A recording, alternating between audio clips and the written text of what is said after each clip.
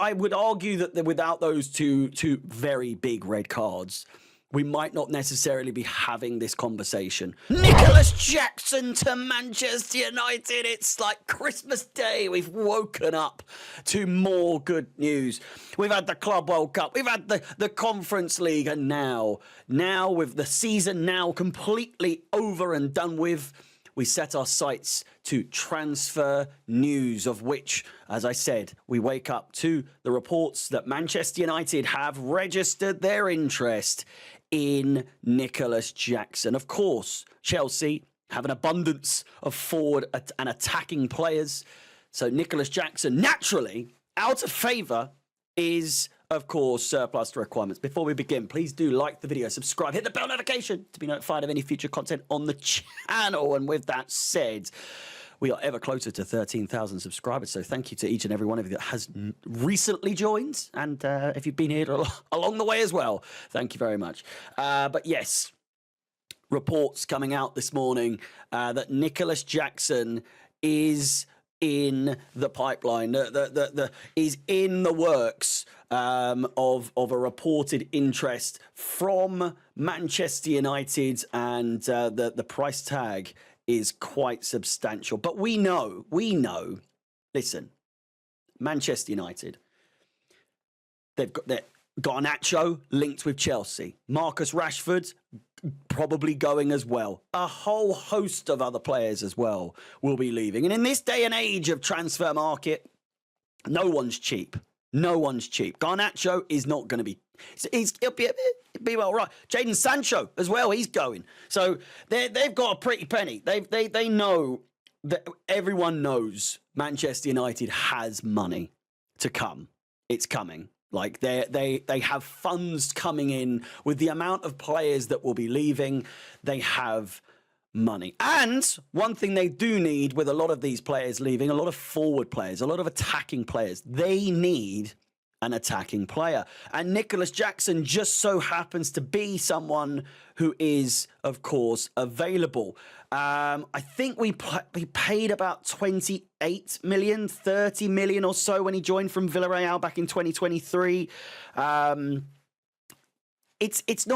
It's not awful what he's done for Chelsea. Let's not put it past. Let's not go out of order here and slate Jackson for having a bad tenure at Chelsea Football Club. Like, realistically speaking, he's got to be one of the better strikers that we have had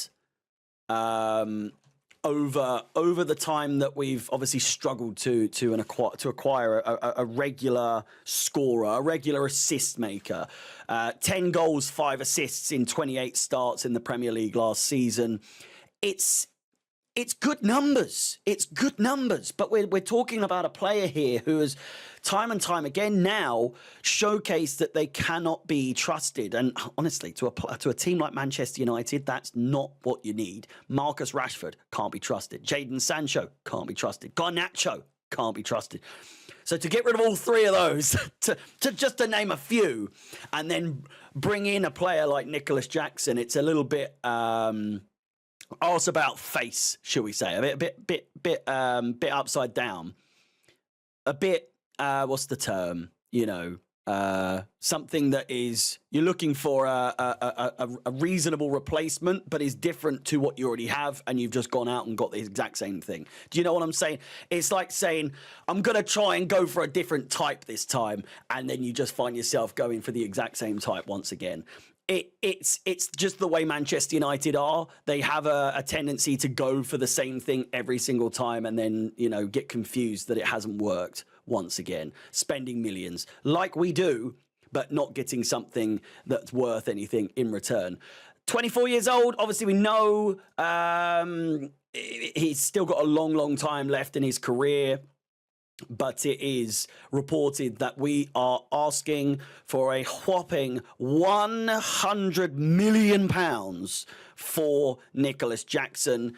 As this article says, that United currently have Rasmus Højlund and Joshua Zirkzee as their striking options at the club, although both players have been tentatively linked with moves away from Old Trafford. We know that Rasmus Højlund himself is not comfortable at Manchester United, and it is more than likely that he will be looking for a move away as well. Now, realistically speaking, 100 million for Nicolas Jackson, I just can't see a world in which Manchester United pay that. Obviously, they've paid ridiculous fees in the past, but do you spend that much on a player like Nicolas Jackson when you are at risk of being they're already a laughing stock? Let's just be frank here. Let's just call it what it is.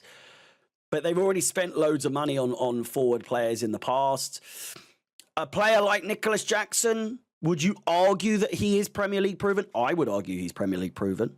I would suggest highly that he is Premier League proven. So maybe he's their man. Maybe he is the man for Manchester United. Now, naturally as well, there's been links with for them. They've had Mbeumo, but also Christopher Nkunku, who you know, they've Nkunku is a player that has been linked with a lot of teams. Bayern Munich and Manchester United are two of the main ones. Maybe, I think, Liverpool at one point, Arsenal as well. Nicolas Jackson's been linked with Arsenal as well. So it's a little bit all over the place as to what's what. At the same time, Bournemouth have interest in Nicolas Jackson. So the point I'm trying to make, we're no closer to an answer as to where exactly Nicolas Jackson is going to be going by the end of the transfer window. If it's going to be something that's quick, listen, we like to move quick in these transfer markets when it comes to selling players.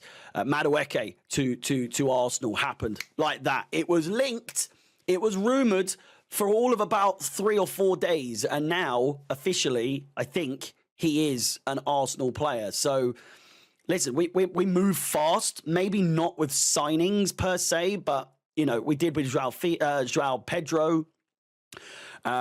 We did with Liam Delap, was very quick. So maybe it's a tide change. Maybe it's a turn of change, turn of tide. You know what I'm trying to fucking say. Regardless. Let me know your thoughts. I just think that Nicolas Jackson's had his time. It's sad.